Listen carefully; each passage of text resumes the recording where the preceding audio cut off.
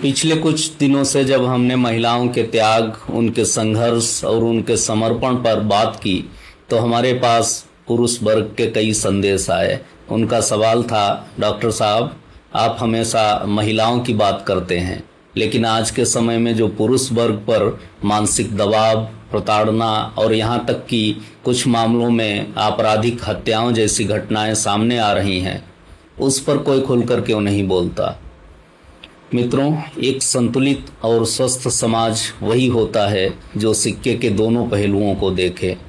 आज का ये एपिसोड किसी एक पक्ष के खिलाफ नहीं, बल्कि रिश्तों में आ रही उस सड़न, उस असंतुलन और पुरुष वर्ग के उस अनकहे दर्द पर निष्पक्ष बात करने के लिए है, जिसे समाज अक्सर नज़रअंदाज कर देता है।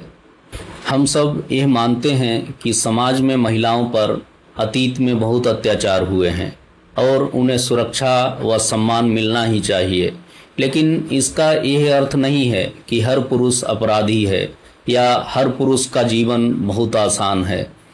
आज के आधुनिक दौर में कई ऐसे मामले सामने आ रहे हैं जहां पुरुष वर्ग गंभीर मानसिक प्रताड़ना से गुजर रहा है।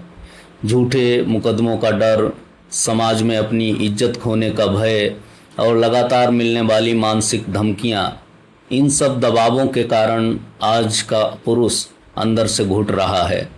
कई बार जब सहनशीलता की सीमा टूट जाती है तो या तो वो अत्यधिक डिप्रेशन का शिकार होकर आत्महत्या का रास्ता चुन लेता है, या फिर कुछ मामलों में रिश्ते इस कदर खौफनाक मोड़ ले लेते हैं कि अखबारों की सुर्खियां बन जाते हैं।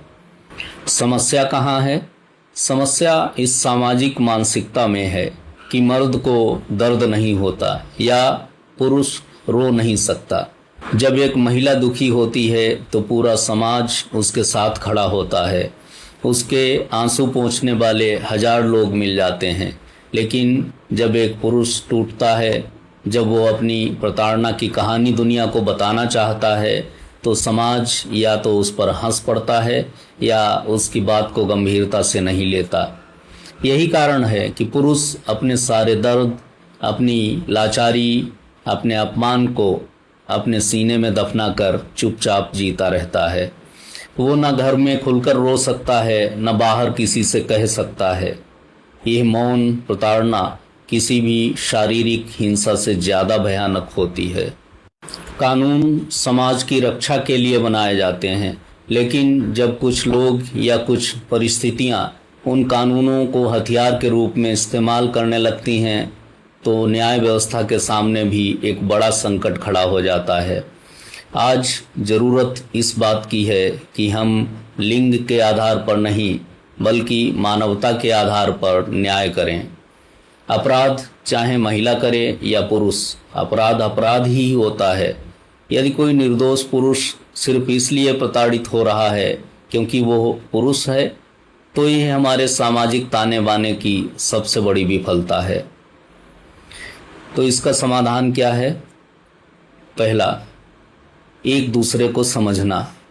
रिश्तों की नींव अधिकार पर नहीं, बल्कि कर्तव्य और परस्पर सम्मान पर टिकी होती है। पति और पत्नी दोनों को एक दूसरे की सीमाओं और भावनाओं का सम्मान करना चाहिए। दूसरा, संवाद की बहाली। जब रिश्तों में शक, अहंकार और बदले की भावना घर करने लगती है, तो विनाश तय है। संवादहीनता को तोड़कर खुलकर बात करना बहुत जरूरी है। तीसरा, संतुलित समाज का निर्माण। हमें ऐसा समाज चाहिए जहां कानून का दुरुपयोग न हो और हर पीड़ित व्यक्ति, चाहे वो स्त्री हो या पुरुष, उसको न्याय और संबल मिल सके। मित्रों, घर किसी युद्ध का मैदान नहीं है जहां पर साबित करना पड़े कि कौन जीता और कौन हारा। घर तो वो जगह है जहां दो लोग एक दूसरे के पूरक बनकर जीवन का सफर तय करते हैं। आइए अपने रिश्तों में संवेदनशीलता, संयम और न्याय को जीवित रखें। इस बेहद संवेदनशील और महत्वपूर्ण विषय पर आपके क्या विचार हैं? कमेंट बॉक्स में पूरी मर्यादा और निष्पक्षता के साथ अपने विचार अवश्य साझा करें।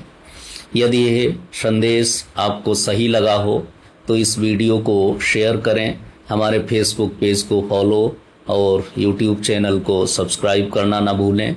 धन्यवाद। जय श्री कृष्ण।